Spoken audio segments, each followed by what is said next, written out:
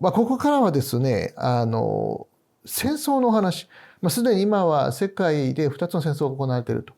で、この戦争が行われている時代にこの選挙があるということが、また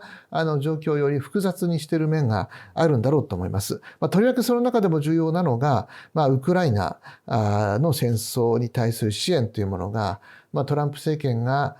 成立した場合にどうなっていくのか、あるいは欧州議会選挙の結果がどういうふうに影響を与えるのか、先ほどネタニヤフ首相のお話がありました、トランプ大統領の誕生をあるいは再来を待ち望んでいると。そうすると当然ながらそのこと自体が中東情勢にも大きな影響を及ぼすだろうということで、この選挙というものと戦争というもの、この2つが今年の1年大きく複雑に入り組んでいくと思うんですね。で、特に重要なのがちょうどダボスでの、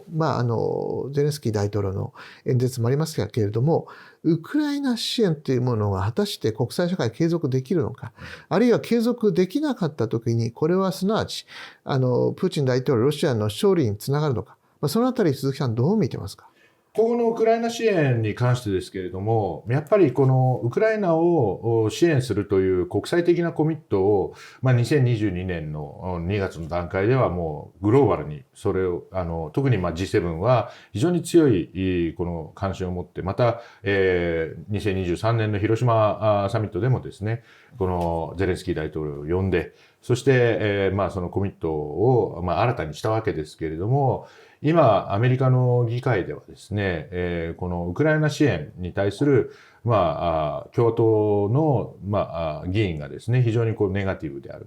ある種、ウクライナ支援を人質にとって、こ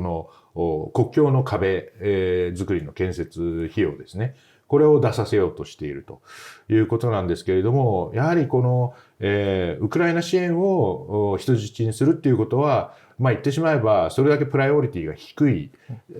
共和党にとってはプライオリティが低い。でも、バイデン大統領は継続して、この支援をしたいという、こういうところにあると思うんですけれども、アメリカ国民の全体からすると、やはりこの、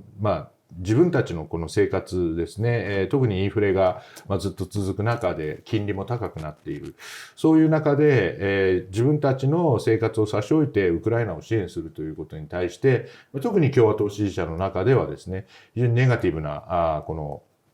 評価になってきていて、むしろそれをもうウクライナ支援をやめるというふうになっていくと、この、票が取れるということになりかねない状況が今生まれています。ですので、今後ですね、ウクライナ支援とこの選挙っていうものは、密接にリンクする形で、このアメリカが支援をやめる可能性を我々は真剣に考えておかなければいけない。で、今、上川外相が、この年初ですね、ウクライナ訪問したりですとか、様々に非常に積極的にですね、こうしたウクライナ支援の姿勢を日本は見せているんですけれども、イギリスも同様にこ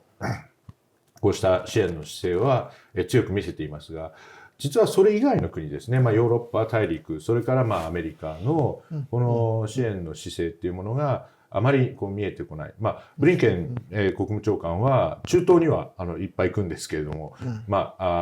ウクライナには今年に入ってからもまだ行ってないということで、少しですね、やっぱりアメリカにおけるこのプライオリティが下がってきているということが大きく懸念される。で、当然アメリカや欧州からのですね、支援がなくなれば、このウクライナが戦争を継続するということを極めてこれ難しくなってくるだろうと。そうなるとやはり火力に勝るですね、このロシア。しかもロシアも多分戦争を継続するのは難しい状況ではありますけれども、北朝鮮からこの弾薬を調達したり、イランからドローンを、以前からもそうですけれども、イランからもドローンを調達してですね、こうしたこの攻撃を続けていると。ですので、ウクライナとすれば、この防空システムですね、このミサイルやドローンに対して、この効果的な防御ができるようにならないとなかなか戦況が好転しないということになるわけですけれども、それが、今ですね、期待できないということで、ゼレンスキー大統領は、先日のダボス会議でもですね、この支援を継続することを求めて、しかも、いろんな形でですね、また西側諸国に対する、不満をかなりあらわにするようになってきていると。日本人の感覚からすると、なんか支援してもらってるのに文句を言うっていうのをなんとなくややこうピンとこないところはあるんですけれども、しかし、それでもですね、やっぱりこうある種の不安の表れ、焦りの表れなんだろうなというふうには思うので、そこのところのこの継続するその力っていうものをどうやって生み出すのかっていうのが、今年の大きな課題になるかなというふうに思います。ありがとうございます。もともと2022年2月、先ほどもちょっと触れてましたけど、もともとはプーチン大統領、ロシアのウクライナ侵略に対して国際社会が対峙すると。いかにしてそれを止めるかという形で国際社会が連携して、そして圧力をかけるという構図だったのが、いつの間にか今はこの支援をするそれぞれの民主主義国の中での路線対立、支援を継続を主張する人たちと、むしろそれに批判的な人たち。批判的な人たちというのは先ほども触れていらっしゃいましたけどね、やっぱりインフレが生活を非常に苦しめている。そしてもちろんこれはロシアのウクライナ侵略に関係しているわけですけれども、寒波もあってエネルギー価格が高騰していることが、人々の生活に対して重みになっていると。さらにはよくしばしば言われるのが AI が、まさに AI 元年じゃないですけども、昨年一気にチャット GPT という形で広がる中で、やはり我々の身の回りの生活を見てもですね、いろんな例えば航空会社のサイトもそうですけども、電話対応がどんどんAI 対応になってるわけですよね。そうするとこれがそのまま雇用というものを縮小させることにもなりかねない。こういう先進国の中でウクライナを支援をする意見というものは必ずしも唯一の意見ではなくて、それに対して支援疲れというものが着実に広がっていると。これは非常に不安なこれからの戦争の行方を考える上では重要な不安な材料でもあると思うんですけれども、一方でそれと違うまた色彩が見られるのがおそらく中東情勢ということだと思うんですね。アメリカとイスラエルとの関係、もっと言えば共和党あるいはトランプ大統領とネタニヤフ首相との関係というものが、先ほどもおっしゃってましたけども、今までのバイデン政権との関係とは質的に大きく変わるだろうということが言えると思いますし、またフーシ派の動きに対する英米の攻撃があり、さらにはイランのパキスタンに対する攻撃があり、とにかく今中東情勢はですね、毎日新しいニュースが流れているわけですね。で、もちろん個別的な一つと一つも大変重要だと思うんですけども、今大きな情勢として我々中東情勢を見るときに何に注目したらいいのか、一体そのいろんなものを動かしている最も中核的革新的な問題って一体何なのか。そのあたりは、国連の安保理イラン制裁パネルでかなりイランあるいは中東情勢にも関わってらっしゃった、鈴木さんならではの視点というのもおありだと思うんですけど、これ何が重要な問題なんでしょう。重要な問題はずっとやっぱりイスラエル・パレスチナ問題なんだと思います。これはそれこそこちらはイギリス外交史の専門である細谷さんの方がお詳しいと思いますが、バルフォア宣言ですとか、ああいった三枚舌外交とかよく言われるようなこうした歴史的な背景を持ちながら、それでもイスラエルがですね、この領土を拡張する形でパレスチナ人のこのその領域をどんどんと侵食していくということが常態化して、それをアメリカがある意味黙認というか明示的に承認してきたというところもあって、このイスラエル・パレスチナ問題っていうものがかつてはアラブの大義だとかパレスチナのためにということで、アラブ諸国が束になってこのイスラエルと戦うという、いわゆる中東戦争っていうのがずっとあったわけですけれども、この中東戦争っていうのは1970年代、キャンプデービッド合意によってこのエジプト、そしてその後にヨルダンとのこの国交正常化が進み、そして、今やアブラハム合意ということで、UAE ですとかバーレーンといったアラブの国々と、イスラエルが国交を正常化し、途中までというか今回の2023年10月7日の、このハマスの攻撃まではですね、イスラエルとサウジアラビア、エジプトとサウジアラビアと UAE がこの、イスラエルと国交を回復したら、それはもう随分世界が変わると思うんですけど、サウジアラビアもこのイスラエルとの国交回復正常化を、一応この交渉していたという段階にあった。で、こうなるとですね、アラブ諸国とイスラエルの関係っていうのはもうガラリとやっぱり変わってしまって、アラブ諸国としては気持ちはパレスチナと共にっていうか、パレスチナを支援するんだけれども、しかし直接イスラエルと戦うつもりはない。ということで、アラブ諸国が、言ってしまえば中立的な立場を取るようになったので、イスラエル・パレスチナ問題はコアにはあるんだけれども、その周辺国との摩擦にはなってない。なるほど。で、ここが、重要なポイントなんですが、しかし、その外側にはですね、シーア派で、アラブではないペルシャの、このイランがあるわけですね。で、イランというのは、民族的には、アラブではないので、このアラブの大義っていうことでパレスチナを支援するわけではないんですけれども、むしろ広い意味で、ユダヤ教対イスラム教みたいな形で、このパレスチナにおけるですね、このイスラエルの存在について、イランも、アラブとは違う形で非常にこの、強く反対をしていて、これはエジプトや UAE のようにですね、この国交を正常化すると、イスラエルとの国交を正常化するとか、そういうことはイランは全然考えてない。むしろ、敵国と、国としては認めてないんですけれども、イランはこうイスラエルとの敵対関係っていうものを、ずっと維持してきています。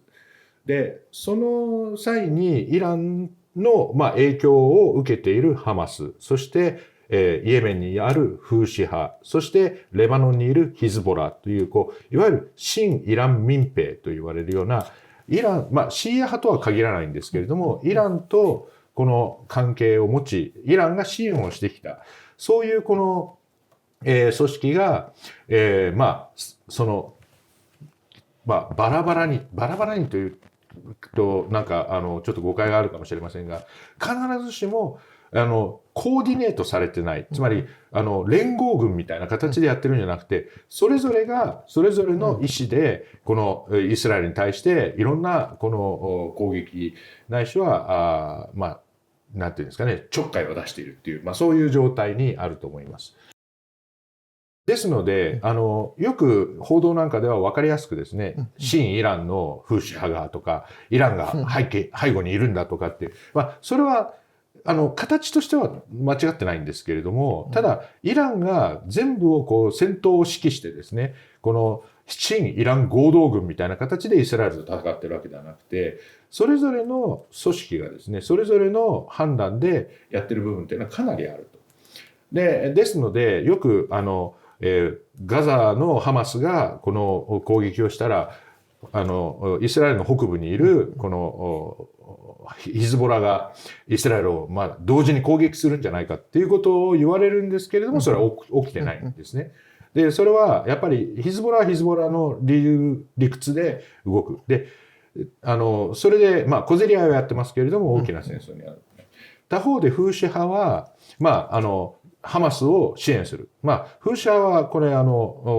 シーア派とは言っても、ちょっと、異端のシーア派の一部でありまして、フーシ派っていうのは別に宗教の派閥ではなくて、これは民族のグループの名前なんですけれども、このフーシ派は、今度は逆に、ハマス、パレスチナを支援するということで、この航海を航行する船に対して攻撃をすることで、航海、スエズ運河が使えなくなる。で、ある意味、スエズ運河や航海を使えなくする。ここ商船が通らなくなると、例えばアジアからヨーロッパに行く船っていうのはみんなこのアフリカの喜望峰回り、要するに非常に遠回りをして行かなきゃいけないので、かなり、時間もかかるしお金もかかる、そういうルートを無理やり取らせてるわけですね。そうすると、世界中が非常に困るので、それによってイスラエルに対して圧力をかけると。で、圧力をかけて、ガザの侵攻をやめなさいという、こういう国際世論を醸成しようとして、フーシ派は、その航海を通るですね、船をとにかく無差別にこの攻撃をする。最初はイスラエルに関連する船とかって言ってたんですけども、今や、そういったもう縛りもなく、無差別に攻撃をするようになってきていると。で、もう一つこの中東を見るときに重要なポイントがあって、点と面で考えるという必要があると思っています。例えばイスラエルがレバノンのベイルート郊外にある建物を空爆して、そしてハマスの、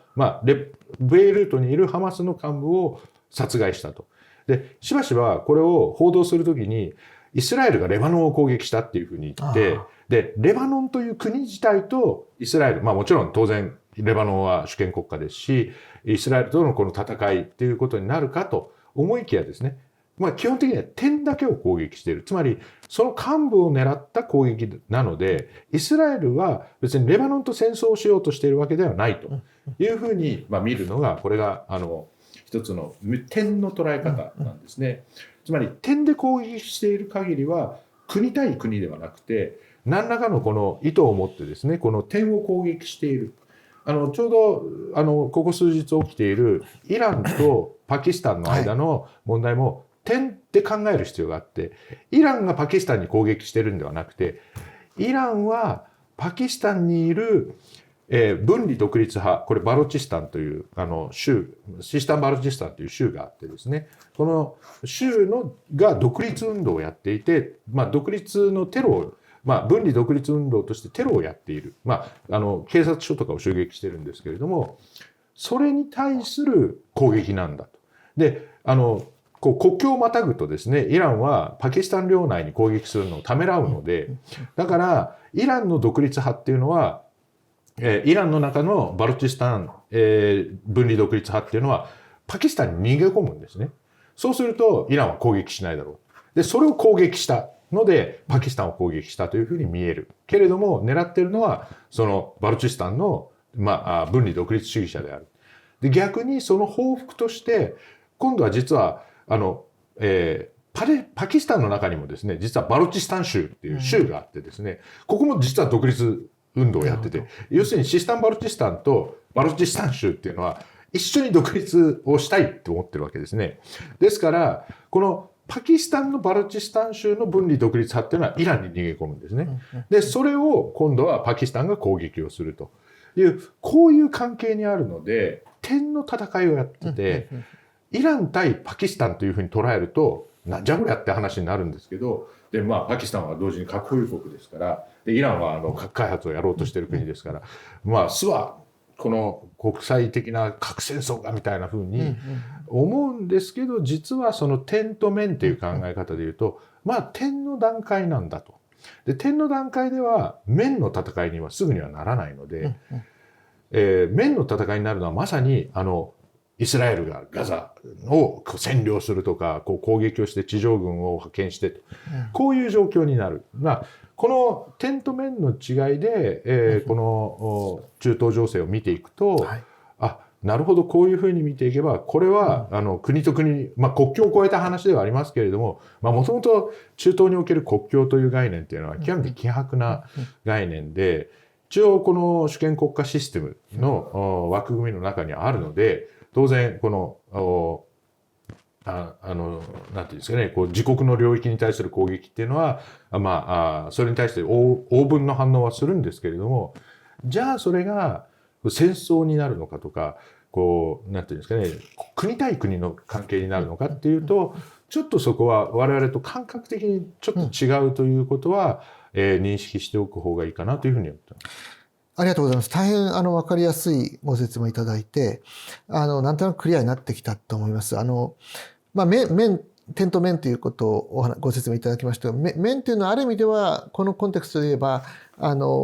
国民国家や主権国家全体が動いていくということ。で、中東というのはやっぱりヨーロッパとは違って、ある意味では主権国家や国家というものが、きちっとした形で、いわゆる国際政治学のビリヤードモデルみたいな形できちっとした塊として動いているというよりは、比較的歴史も若いということと、そして民族的なマッピング、例えばアラブ民族とかですね、あとは宗教的なマッピング、これがイスラムというよりはスンニシー派で分かれて、これが入り組んでいることによって、いわゆる殻がきちんと固まる主権国家にはなってない、いろんな勢力が国境を越えて、あるいは混ざり合ってるわけですよね。これは我々の共通友人の池内聡さんがまだら状の秩序というふうに言ってましたけども、いろんなものがまだらで入り組んでいる。そうなった時に、やはり必ずしもパレスチナとハマスを一体化して論じるべきではないと思いますし、また今のお話の中でも同じシーアといっても、やはりフーシ派とイランというのが常に一体ではない。で、このあたりがただでさえ複雑で分かりにくい中東情勢をさらに分かりにくくしていると思うんですが、一方でウクライナの問題というのは、ロシアというネーションとウクライナというネーションが、当初はそうじゃなかったかもしれませんが、徐々にそういった正面からのぶつかりになっていると。そういった意味では、ウクライナの戦争と中東の戦争というものを理解する我々の思考を相当程度変えてみなくちゃいけないと思うんですよね。で、最後にですね、今の流れの中で、やはり重要になってくるのは日本だと。今、日本が大変に政治的にも不安定化していると。岸田総理も宏池会を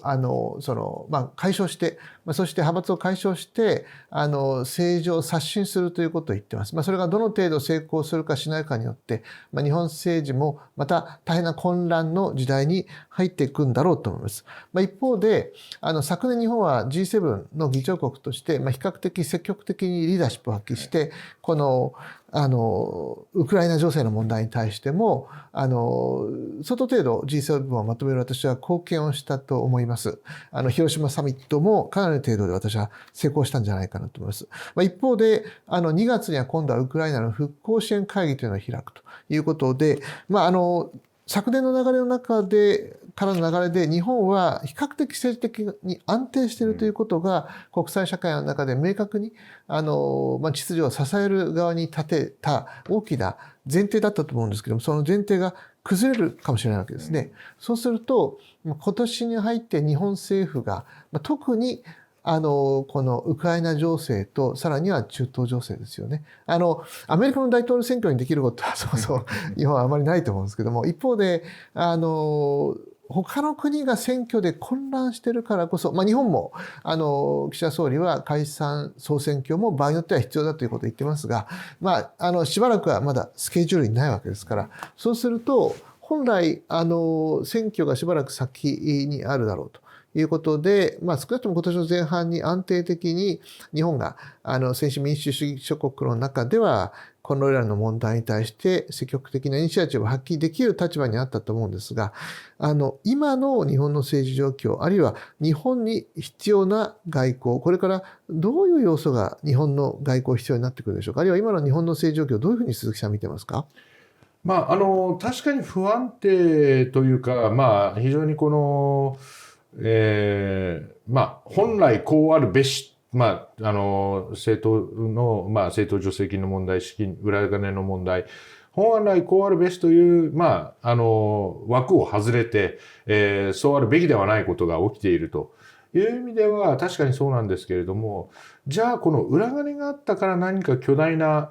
悪がなされたのかと言われると、裏金問題が問題なのであって、それがじゃあその政治的な影響がどのくらいあるのかっていうのは実はあんまり問われてないんですよね。あくまでもこれはその行為っていうか裏金を作ったということが問題なので、そういう意味では政策そのものが論点には今なってないと。で、これまでは例えばその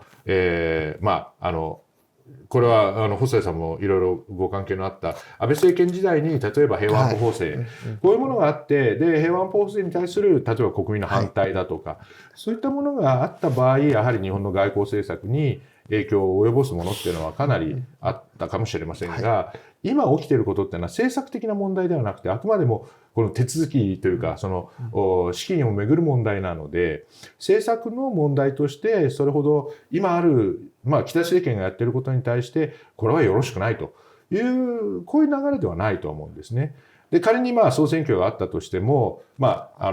その結果どうなるかっていうのは全く予想がつきませんけれども、一応、この自民党ないしは今の、自民党公明党の与党が、継続して政権を、持ち続けるとすればですね、この外交安全保障の側面で、今起きている、この、政党のその資金をめぐる問題っていうことについては、それほど大きな影響はないのではないか。すでにもう2022年の12月に国家安全保障戦略が出され、で、それに基づいてですね、今、日本の、この安全保障政策というものは、粛々と進んでいることになろうかと思います。ただ当然外交というのはそういう政策に合わせてですね、やっぱり政権のキャラクターとか、例えば誰が首相で誰が外務大臣になるのかによってパフォーマンス的に変わってくるものはあるとは思うので、今の上川外相のようにですね、非常に積極的に、前向きにリーダーシップを取ろうとする、そういう方が外務大臣になればですね、それは日本の外交のプレゼンスというのは継続して出てくるであろうと。で、おっしゃる通り、政治的な安定性というのが日本に対する信頼感の一つではあったとは思うんですけれども、外国からすればこういう資金をめぐるスキャンダルっていうのは、言ってしまえば内輪の問題ですので、これによってですね、政権が安定するとしないとっていうことでも、やっぱり政策的な、ないしはこの政権の方向性とか政策の理念っていうものに対するチャレンジではないので、そういう意味では、この自民党というこのシステムというか、自民党そのものに対する不信感ではあるかもしれませんが、これは多分選挙を通じてですね、国民の意思が反映されれば、自民党の議席が減るとか、場合によっては政権交代が起きるとかってことはあり得るかもしれませんが、それでもですね、やっぱり日本の外交政策というものが極端に変わるっていうことは、かつて2009年にですね、この民主党政権が出てきたときに、これまでとは極端に違う、特に沖縄の基地の問題ですとか、日米関係なんかには、かなり極端な違う政策を持ち込んだわけですけれども、おそらく今、野党が仮に連立政権のような形で政権を握るとしてもですね、そこは外交政策で野党が一致するということはちょっと考えにくいですし、何らかの形でやっぱり現在の継承をするということが想定されるのではないかというふうに思います。そう考えると、日本は確かに国内的には政治は不安定になってますけれども、対外的にはやはり継続して、